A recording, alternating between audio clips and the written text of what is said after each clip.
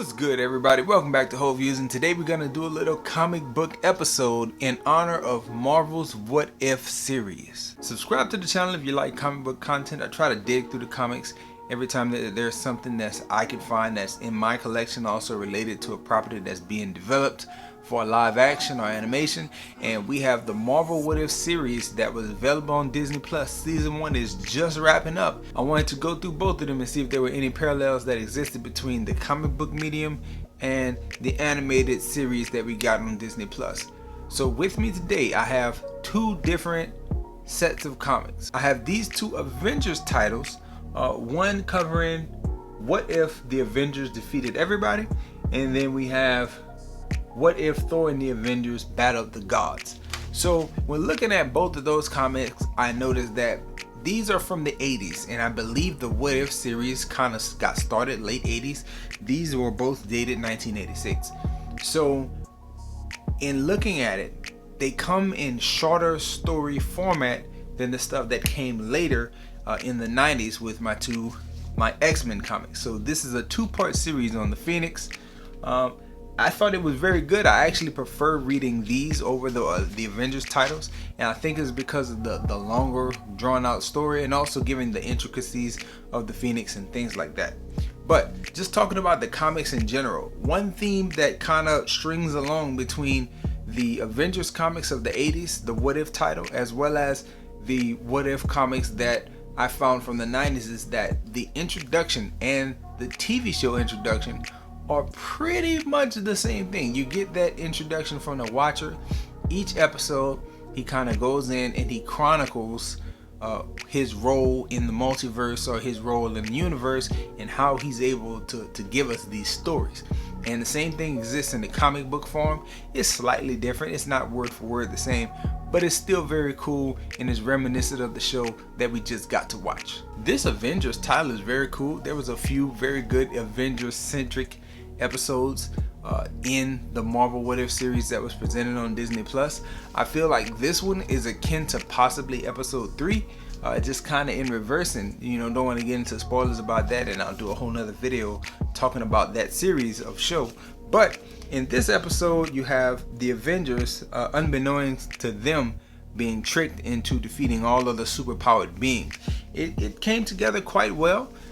We do get the reveal that there's someone else that's kind of manipulating things and manipulating them, but just seeing that story being proposed the way it was and having it tie into another comic book continuity run is very similar to what we see in the show. We get the same events leading up to certain incidents, but pivotal things happen or don't happen that change the flow from what we know in the Marvel universe, whether it be the cinematic universe or whether it be the comic book universe that was established back in the golden age, the silver age, or whatever age these comics come from. This one, pretty cool, not my favorite. Next would be the Thor one that we went through. Again, similarities are held between this and some of the stuff we know from the MCU, as well as some of the stuff that we've seen on the Marvel What If show. I think actually this would be a pretty cool adaptation, and I would imagine that there's going to be some similarities between this specific comic and the things that we're going to see in Thor Love and Thunder. I believe there will be some elements because there are some things that happen with Jane Foster in this book in particular, and I imagine similar things are going to happen with Jane in that film, just from the things that we know of in pre-production and like press junkets and just different times that they've spoken on the movie. I think there'll be some similarities between that and this comic here. That comic to me was a pretty cool story. I like to see it like brought to life in that animation style, or maybe against certain elements in live action. Pretty cool. Not my favorite though. Still, my favorite of the What Ifs has to come from this two-part series.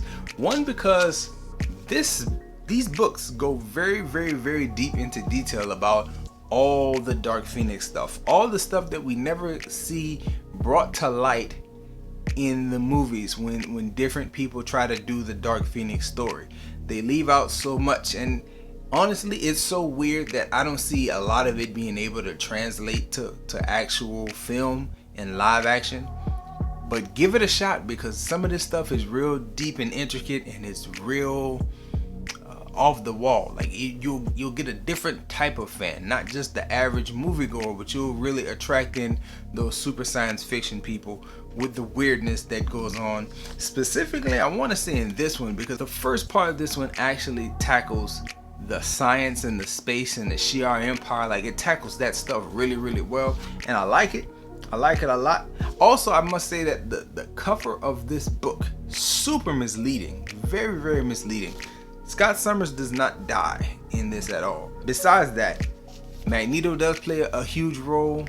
I like that, you know, if you watch the X-Men comics or you watch the films, like, they're PG-13, they are relatively clean, they're relatively on point for a lower age group. But when you read this book, like, they are very murderous, and we don't get that representation of Wolverine for quite some time in the live action stuff. You get a lot of him slicing and dicing, but we don't see that murderous nature on him. Like, he's angry, yes, and he has the claws, yes. It's obvious if he's using the claws, he's killing people. But in this one, like, he actually vocalizes. Like, they're on the way to fight Magneto in one of these images, and you can read that he says, like, yeah, like, we gonna kill him this time. Like, I'm not playing with him this rip. And I was like, wow, like, they really went for that. And they never go for that in any of the stuff that's really presented when they talk about Logan, Wolverine, like, using those claws and taking somebody out. So it was cool to see that difference. It was a very serious tone. It's very adult themed. I remember reading it as a kid and not really getting everything. And now that I'm reading it again as an adult, it's like, okay, I kind of understand why it wasn't a big deal to me then, and why it was presented as a big deal here. Specifically in the second episode of the book, where they talk about Jean Grey and the Phoenix, and the idea that she's one person and the Jean Grey character is a different person, and they've been split apart. The Phoenix lived Jean Grey's life, and how will Scott feel about it? And as a child, you know, you just flipping and looking at pictures, and those words weren't hitting home. But as a married adult now, it's like, I get why that stuff was a big deal to those characters and those writers. Very good stuff, very poetic stuff that I found in a lot of the X-Men comics. X-Men is real good. X-Men is real deep, serious stuff. Anyway, luckily, if you've never read a What If comic, no reading was required for the animated series that we just got. I feel like the animated series was great.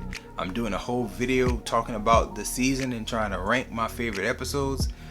Please stick around to the channel, subscribe, hit the alerts so you can catch that type of stuff. If you like comic book TV show breakdowns, you like the reviews, you like the movie chat, just talking about film, please, this will be a good place for you to hit the subscribe button and, you know, drop some comments. Let me know what you think about some of the images I shared, and some of the ideas that I threw out about how the show in the comics kind of parallel, and, you know, just in general. Let me know if you like this type of content, because I can dig through the stacks and find more and more stuff if there are people who out there who really want to see it. So enjoy yourself, guard your heart. Please come back and check out more videos.